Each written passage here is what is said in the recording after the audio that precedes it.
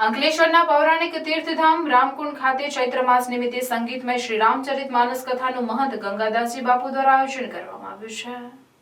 ચૈત્રી નવરાત્રિના પ્રથમ દિને કથાનો પ્રારંભ થયો હતો, જેમાં નીલકંઠ વિલા સોસાયટીમાંથી વાજતે ગાજતે પોથયાત્રા નીકળી હતી। આ પોથયાત્રામાં ગંગાદાસજી બાપુ અને કથાકાર બાલ સંત શ્રી પ્રિયાંશુ મહારાજ સહિતના સંતો અને ભક્તો જોડાયા હતા।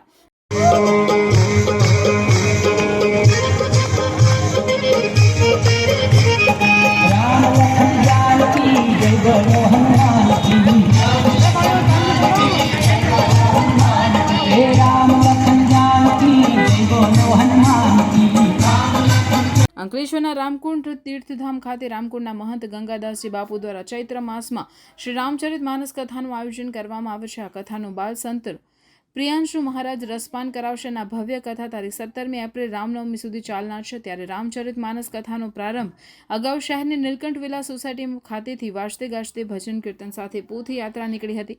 પોથયાત્રામાં રામકુંડના મહંત ગંગાદાસજી બાપુ અને કથાકાર બાલ સંત પ્રિયાંશુ મહારાજ સહિત સંતો અને ભક્તો જોડાયા હતા। આ પોથયાત્રા શહેરના વિવિધ વિસ્તારોમાં થઈને રામકુંડ કથા સ્થળે પહોંચી હતી, જ્યાં વિધિવત પૂજા કરી આરતી ઉતારી હતી અને કથાકાર બાલ સંત પ્રિયાંશુ મહારાજ કથાનો પ્રારંભ કર્યો હતો। 9 દિવસ સુધી તારીખ 17 તારીખ રામનવમી ને દિવસ સુધી આ શ્રી રામચરિતમાનસ કથા ચાલશે। તો આપ સર્વે ધર્મપ્રેમી જનતા આ કથાનું શ્રવણ કરો ને આપણે બધા સાથે મળીને સત્સંગ, ભજન અને ભોજન સાથે કરીએ એવું મારું આપને ભાવભર્યું નિમંત્રણ છે। આપને બધાને સાદર નિમંત્રિત છો।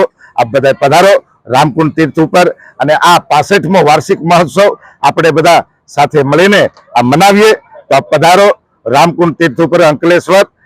શ્રી રામચરિતમાનસ જ્ઞાન યજ્ઞ વક્તા અમારે વ્યાસસ્થાને પ્રિયાંશુ મહારાજના શ્રીમુક્તિ આપ બધા શ્રી રામજીની કથાનું શ્રવણ કરી શકશો।